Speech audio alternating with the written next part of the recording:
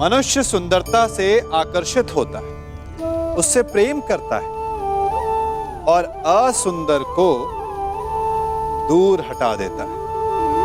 ऐसा होता है ना? क्या आप ऐसा नहीं करते? करते हैं। तो सुंदर और असुंदर की परिभाषा क्या है? इस आकर्षण और विकर्षण का कारण क्या है? कभी सोचा है? कभी सोचा है कि जिससे आप प्रेम करते हैं, जिसके प्रति आप आकर्षित होते हैं, अचानक से उसके लिए मन में वितृष्णा आ जाती है, और जिसके प्रति घृणा होती है उसके लिए एकाएक आपके मन में प्रेम उमड़ आता है। कारण है दृष्टिकोण। क्योंकि सुंदरता आपके मन में होती है, आपके सोच में होती है, आपके दृष्टिकोण में होती है। इसीलिए किसी को कीचड़ में खिला हुआ कमल सुंदर लगता है और किसी को निर्मल चंद्रमा में भी कलंक का धब्बा दिख जाता है। यदि आपको सुंदरता अनुभव करनी, हर पल आनंद में रहना है, तो अपने दृष्टिकोण को सुंदर बनाएं और अपने आप सब कुछ सुंदर बन जाएगा।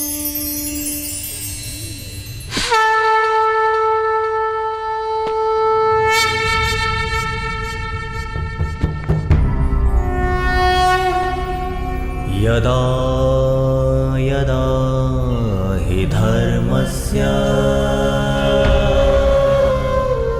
ग्लानिर्भवति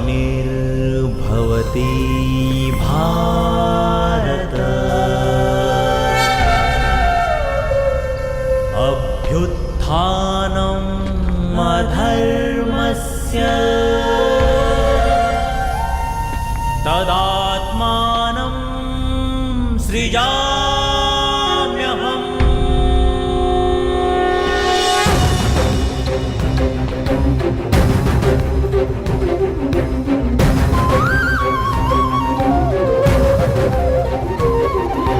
यदा यदा हि धर्मस्य ग्लानिर्भवति भारत अभ्युत्थानम् अधर्मस्य तदात्मानं सृजाम्यहम्।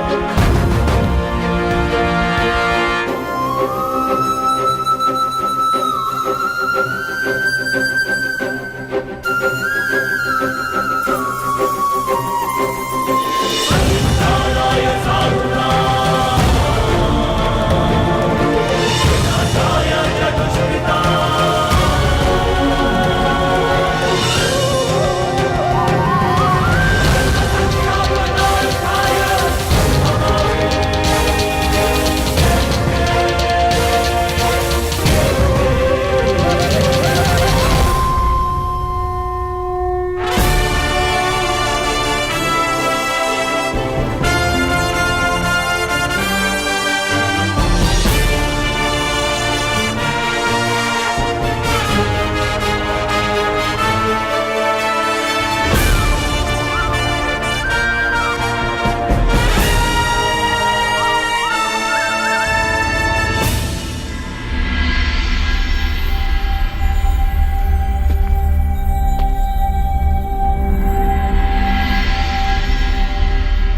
प्रणिपात उस महान योद्धा को जो कुरुवंश के सबसे बड़े संबल हैं, जिन्हें संसार स्मरण करेगा तो इसलिए कि उन्होंने अपना संपूर्ण जीवन, अपना कर्म और अपना धर्म समस्त कुरुवंश को समर्पित कर दिया। जो कुरुकुल का, कुरुवंश का मार्गदर्शन करते, उनको मार्ग दिखाते। कुरु गौरव महामहिम भीष्म को प्रणिपात। नारायणं नमस्कृत्य नरं प्रणिपात उस महान राजा को जो कुरुकुल का सर्वे सर्वा है, जो राष्ट्र का निर्माता है, उस महाराज धृतराष्ट्र को, इस शांति दूत कृष्ण का प्रणिपात। स्वस्ति।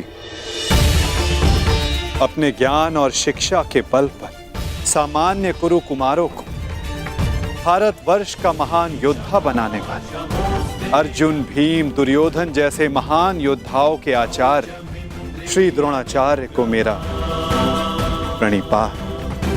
कल्याण हो वसुदेव। शमोस्तेयं शौचमिन्द्रियनिग्रहः प्रणिपात उस महान हस्ती को जो अपने लक्ष्य संधान में प्रवीण है, जिन्होंने अपनी बहन के पुत्रों के लिए अपना राज्य त्याग किया, जो अपनी तीव्र बुद्धि और नीति से कुरु कुमारों का मार्गदर्शन करते हैं, उस गांधार नरेश को प्रणिपात।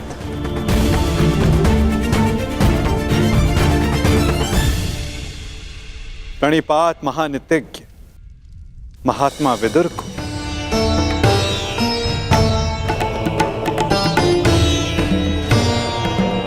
प्रणिपात उन समस्त जनों को जो सभा में उपस्थित हैं, जो शांति के समर्थक हैं। प्रणिपात का अर्थ है अपना शीश झुकाना।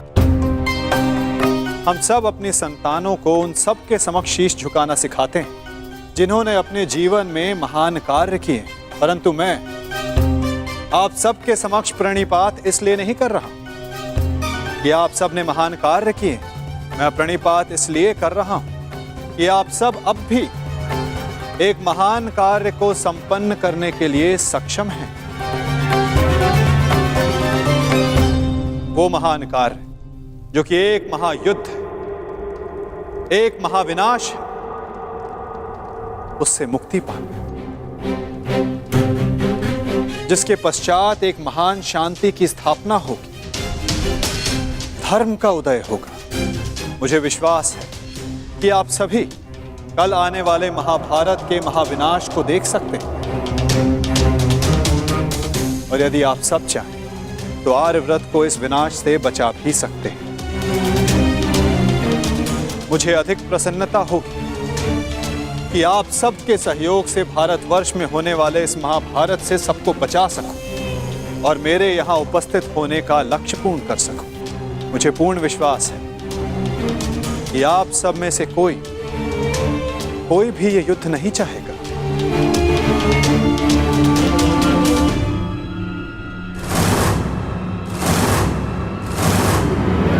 संसार का सबसे बड़ा कष्ट होता है परिवार में आया क्लेश। परिवार का अर्थ है ऐसा समूह जो साथ रहे, जो एक दूसरे के साथ जिए, एक दूसरे का संबल बने। यदि एक वृक्ष दूसरे वृक्ष की शाखाएं काटने लगे तो वृक्ष का अस्तित्व समाप्त हो जाता है। महाराज धृतराष्ट्र, जब परिवार साथ रहता है तभी उन्नति होती है। मेरी मंत्रणा यह है कि एक वंशज के अहंकार के लिए समूचे वंश को दांव पर लगाना उचित नहीं, क्योंकि यदि वंशज का अहंकार जीत भी गया तो वंश अपना अस्तित्व हार जाएगा। इसलिए मैं वासुदेव कृष्ण पांडवों की ओर से शांति दूत बनकर आया, शांति प्रस्ताव लाया। यह युद्ध केवल भाइयों के मध्य का संघर्ष नहीं होगा, बल्कि इस युद्ध में संपूर्ण भारतवर्ष भाग लेगा।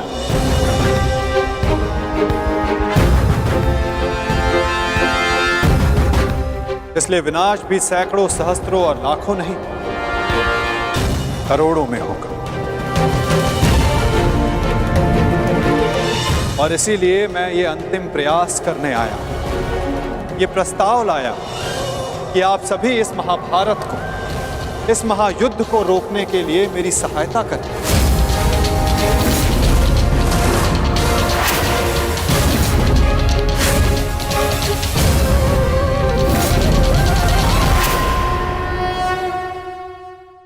और इसीलिए मैं ये अंतिम प्रयास करने आया कि आप सभी इस महाभारत को, इस महायुद्ध को रोकने के लिए मेरी सहायता करें।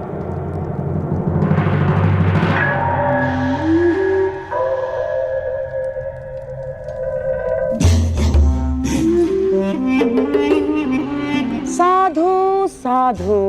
वासुदेव, आप तो सचमुच धन्य हैं। मुझे स्मरण नहीं होता कि कितना समय हो गया ऐसे शांतिपूर्ण वचन सुने हुए। मुझे तो ऐसा प्रतीत होता है वासुदेव कि आपके मुख से शब्द नहीं, फूल झड़ रहे हैं, फूल। मैं अभिभूत हो गया वासुदेव। और सच कहूं वासुदेव, मैं भी आपसे सहमत हूं।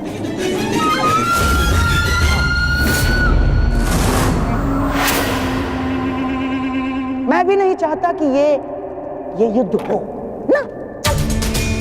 अमाश्री, ये क्या कह रहे हैं आप? हाँ दुर्योधन, वासुदेव बिल्कुल उचित कह रहे हैं। हमें इस युद्ध को रोकने का पूरा प्रयास करना चाहिए। समझ गए? हाँ हाँ वासुदेव, सबसे श्रेष्ठ युद्ध वो है जो कभी हो ही नहीं। और युद्ध की परिस्थिति उत्पन्न न होने देने का एक ही उपाय है कि एक पक्ष दूसरे पक्ष पर आक्रमण ना करे। चलिए ठीक है, हम पांडवों पर आक्रमण नहीं करेंगे, परंतु वासुदेव, द्वारकाधीश, क्या आप ये आश्वासन दे सकते हैं कि पांडव भी हम पर कभी भी आक्रमण नहीं करेंगे? कभी भी। गांधार नरेश, आप आक्रमण के संदर्भ में बात कर रहे हैं और मैं यहां युद्ध की आवश्यकता को ही समाप्त करने के विषय में बोल रहा हूं।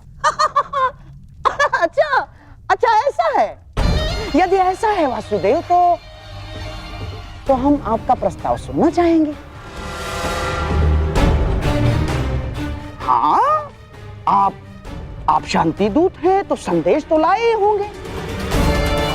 और हाँ, ऊपर से आप शांति प्रस्तापित करना चाहते हैं। तो वासुदेव, शांति प्रस्तापित करने के लिए जिस समाधान की आवश्यकता होती है वो समाधान भी लाए होंगे आप, है ना? बताइए क्या है इसका समाधान? प्रत्येक युद्ध की नींव में अन्याय छिपा होता है गांधार राज,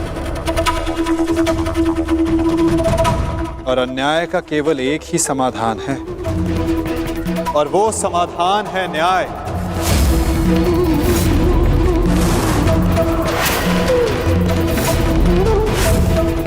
वो न्याय जिस पर केवल पांडवों का अधिकार है, उनसे किए गए वचनों को ना निभाने का न्याय, उनसे किए गए वचनों को ना पूर्ण करने का न्याय। इस भरी सभा में जो अधर्म हुआ, जो अन्याय हुआ, उसके प्रति न्याय। महाराज धृतराष्ट्र, मैं यहां पांडवों की ओर से उनके साथ जो अन्याय हुआ उसका न्याय मांगने आया। कैसा अन्याय वासुदेव? वो अन्याय जो एक धर्म सभा में एक अधर्म द्यूत माध्यम से हुआ था। वो अन्याय जो कुरुकुल के ज्येष्ठ जनों के समक्ष कुलवधू पांचाली के साथ हुआ। यदि उस अन्याय का त्राण हो तो इस महायुद्ध को रोका जा सकता है।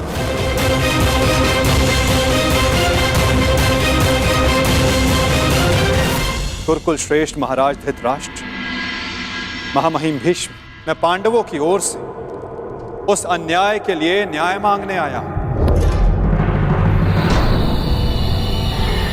स्मरण रहे महाराज, यदि आपने पांडवों को न्याय नहीं दिया, या तो उसे वो पुण्य से अर्जित कर लेंगे या फिर उसे छीन लेंगे।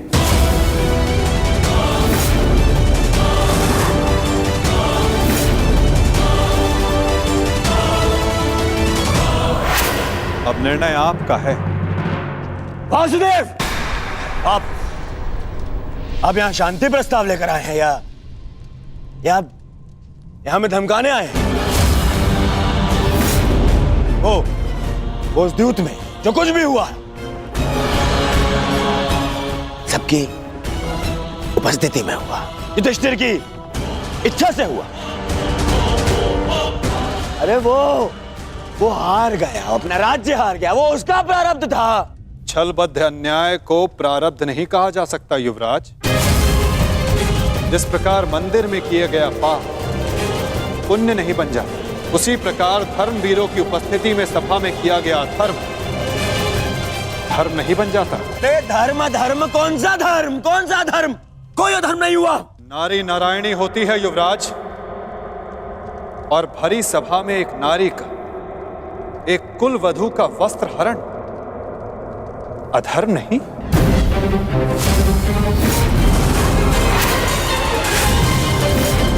यदि तुम्हें विश्वास नहीं तो अपने ज्येष्ठों की झुकी दृष्टि से पूछो दुर्योधन। उन वस्त्रों से पूछो जो आपको आपके मन की नग्नता अनुभव कराने के लिए आपके शरीर से दूर हो गए।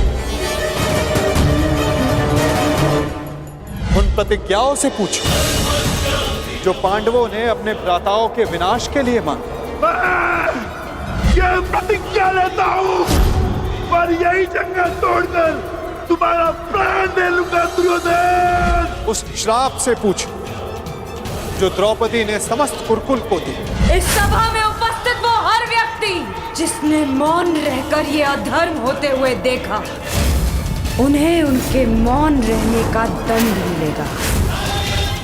श्राप है ये अग्निसुता द्रौपदी का। परंतु यदि आप सब चाहें तो पांडव अपनी प्रतिज्ञा को त्याग देंगे। द्रौपदी अपना श्राप वापस ले लेंगी। बस आप सबको अपनी भूल का अनुभव करके पांडवों को केवल उनका अधिकार देना है।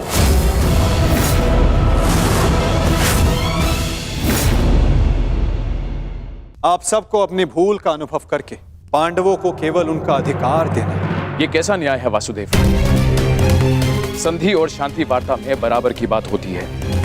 एक ओर से बंधन और शर्तें नहीं ला दी जाती। न्याय की मांग ना बंधन है ना शर्त है महाराज, केवल एक निवेदन है। यदि ऐसा है तो मेरा निर्णय यह है कि दुर्योधन मौन रहो। निर्णय लेना महाराज के हाथ में है, तुम्हारे नहीं। तुम शांत रहो। राजा होने के नाते मेरा कर्तव्य है कि मैं सबकी बातें सुनूं ताछरी, अपने मंत्रणाकारों का सम्मान करूं। दुर्योधन युवराज है, हस्तिनापुर का भवी महाराज है, इसलिए इस संदर्भ में मैं अपने पुत्र और हस्तिनापुर के युवराज दुर्योधन को अपना निर्णय प्रस्तुत करने की अनुमति देता हूं।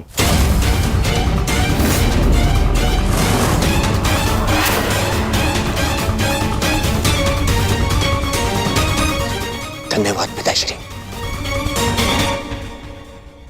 हाँ तो सुनिए वासुदेव, ऐसा है कि उस द्यूत में पांडव स्वयं अपना अधिकार हार बैठे थे। अब ना तो वो किसी भी राज्य का उनको अधिकार है और ना ही राजा होने का।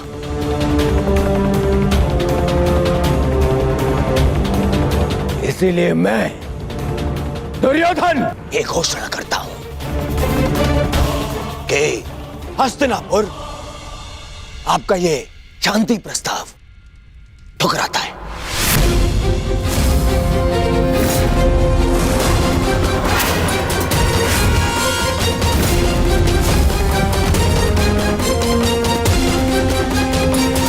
दुर्योधन, क्या तुम्हें इस बात का अनुमान भी है कि शांति प्रस्ताव ठुकराने का अर्थ है युद्ध को निमंत्रण? अपने निर्णय पर पुनः विचार कर लो।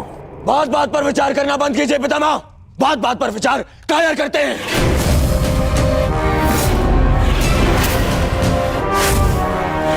योद्धा का जन्म ही युद्ध के लिए होता है और मैं इस युद्ध के लिए प्रस्तुत हूं।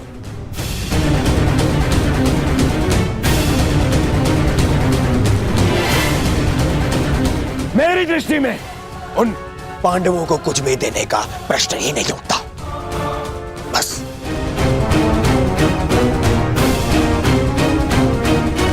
मैंने ये सभा समझौते के लिए रखवाई थी, न कि अपने ही अधिकार के त्याग के लिए।